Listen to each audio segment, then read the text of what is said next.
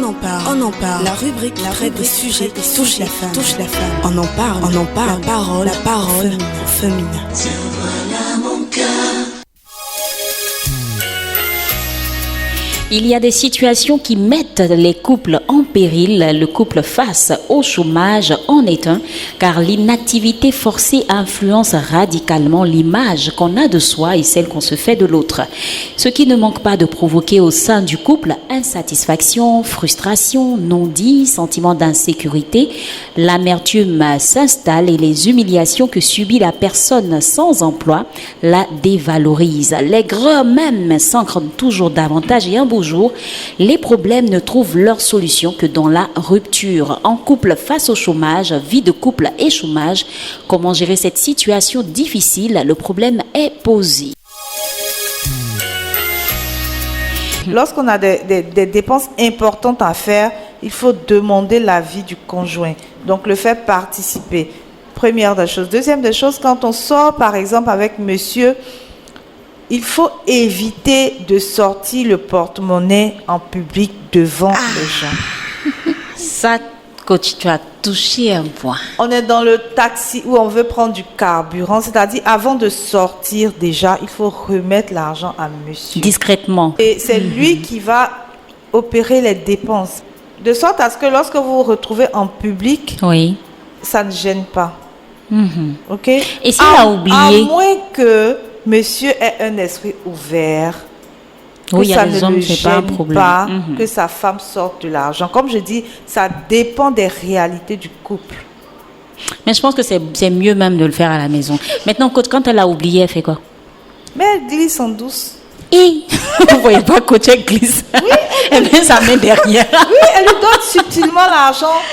Oui, elle lui donne subtilement douce, quoi, ou bien met dans sa l'argent, poche oui. discrètement. En fait, l'idée, c'est de pouvoir respecter l'homme qu'on a avec soi. Ce C'est n'est pas important. parce qu'il n'a pas les moyens qu'il Oui. faut le frustrer, qu'il faut l'écraser. D'accord? Donc, c'est ça. Maintenant, le plus important, c'est d'aider, au-delà de ce qu'on peut faire en tant que femme, les dépenses et tout ça, c'est d'aider l'homme à se relever. Le thème de ce soir, c'est vie de couple et chômage. Comment réagir lorsque l'un des partenaires est sans emploi? C'est la question. Alors, coach, tu disais tout à l'heure ce qu'il faut éviter de faire. Voilà, et le premier cas, il faut éviter, c'est mieux quand on doit remettre de l'argent à son conjoint, à son partenaire, c'est mieux de le faire en dehors des regards indiscrets Tout à fait. pour ne pas avoir à l'humilier. Tout à fait.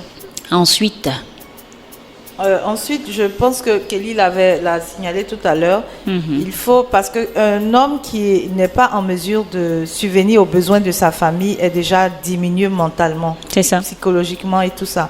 Donc, ce qu'il ne faut pas faire, il ne faut pas contribuer à son mal intérieur. Donc, lui rappeler à chaque fois qu'il est incapable de le faire, qu'il est incapable de remplir ses fonctions, ou bien bouder, se fâcher. Dès qu'on dépense, dire « Ah, mais j'ai encore dépensé ça, ça coûte cher, la vie est dure. » En fait, elle se plaint. Voilà, donc, donc c'est de faire carrément le contraire. Lui dire, par exemple, chérie, je sais que tu traverses une période difficile, sache que tu peux compter sur moi. Je suis là pour t'accompagner, on va s'en sortir, ne t'en fais pas. Et commencer à trouver des voies d'issue. Donc, se mettre à discuter avec son mari, lui proposer des choses. Est-ce que tu penses pas qu'on pourrait faire ça, on pourrait faire ci? Et s'il est tellement grincheux, coach, qu'il répond, c'est-à-dire il ne s'intéresse à rien. Parce que les cas où les femmes commencent à se plaindre en fait à tort et à travers, c'est quand par exemple l'homme ne fait jamais rien. C'est-à-dire quand elle arrive, il est au salon, en train de regarder la télé, le match, le football, il ne bouge pas, il fait rien de ses 10 doigts. Ok. Elle ne voit pas les efforts en fait que le monsieur il fait D'accord. pour que la situation s'arrange. D'accord, il est au chômage, mais il ne fait pas d'effort pour trouver de Il fait l'emploi. rien même. Dans ce cas-là, il faut le mettre subtilement devant ses responsabilités. Comment? J'explique. Supposons que la facture d'électricité est arrivée et que c'est lui qui avait l'habitude de s'en occuper. Depuis qu'il est au chômage, vous vous occupez de la facture, la femme s'occupe de la facture, il ne bouge pas. Donc, la facture arrive, madame, Chérie, la facture est arrivée. Tiens, tu peux t'en occuper s'il te plaît? À qui? Au monsieur? Qui- Et là, elle prend la responsabilité, elle assume. Parce que s'il n'arrive pas à payer, ils vont rester dans le noir. Mais il va te répondre pour te dire, mais tu sais que je travaille pas. Pourquoi tu me donnes la facture? Tu veux m'humilier encore? Ah oui, Non, je le dis de façon subtile. il va prendre ça autrement. Voilà, même s'il prend autrement, vous savez, il y a des hommes qui n'acceptent pas d'avoir honte. Je n'ai pas dit de venir lui jeter la facture. Non, ne jette pas. Voilà. Chérie, la facture est arrivée. Franchement, tu vois, avec toutes les dépenses que j'ai faites, j'ai plus de recours. Est-ce qu'on peut essayer de voir, est-ce que tu peux trouver une solution? Il va te dire quelle solution, il ne travaille pas.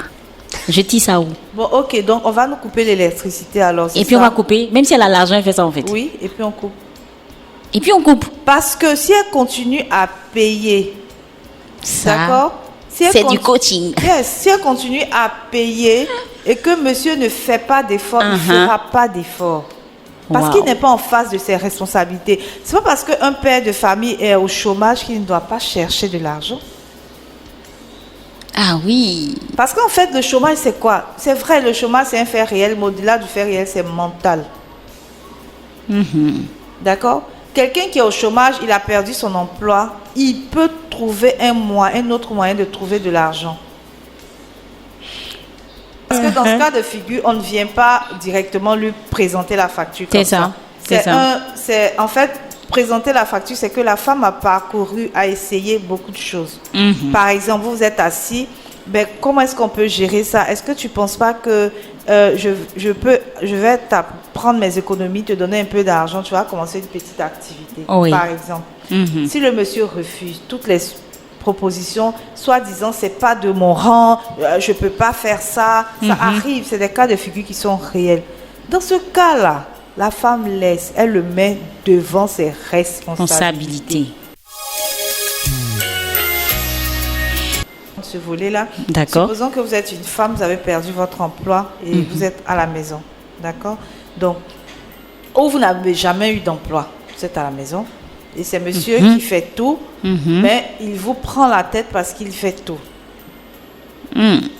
Parce qu'à un moment donné, lui aussi, il en a marre. Les charges pèsent sur son dos. Elle est arrive, assise, il elle se fait trouve rien. dans le canapé en train de regarder telenovelas, en train de mettre les pieds, en train de crier sur les servantes, à n'en point finir. Pour les enfants. Sur les enfants, en train de manger, grossir dans sa maison.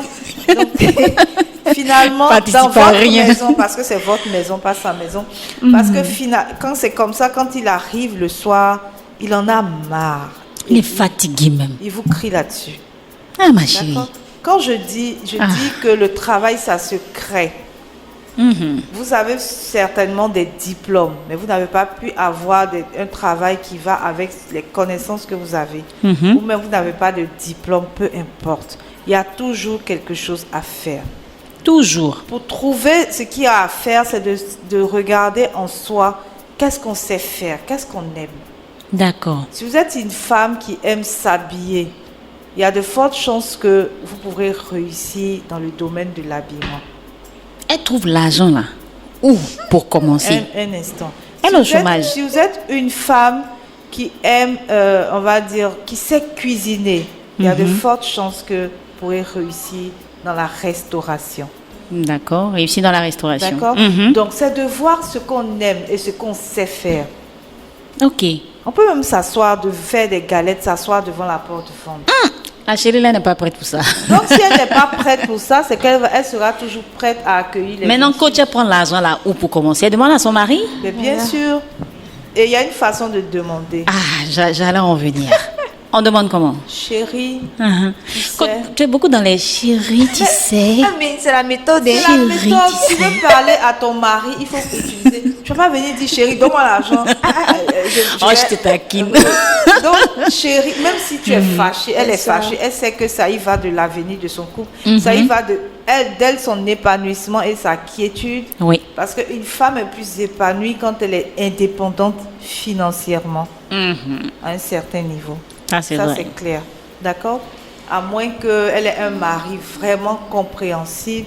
Même jusque-là, il y a un moment, on a besoin de de faire des choses pour soi, faire des choses seule. Maman a besoin de quelque chose, on ne va pas venir dire au mari.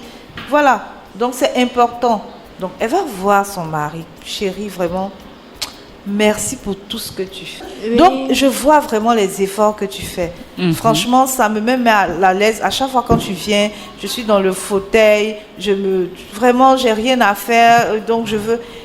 Est-ce que tu ne penses pas que je pourrais commencer une activité? En fait, il faut, quand on demande quelque chose à son homme, il faut avoir une tournure de telle sorte à ce qu'il ait l'impression que c'est de lui vient l'idée, c'est lui qui décide. Ok.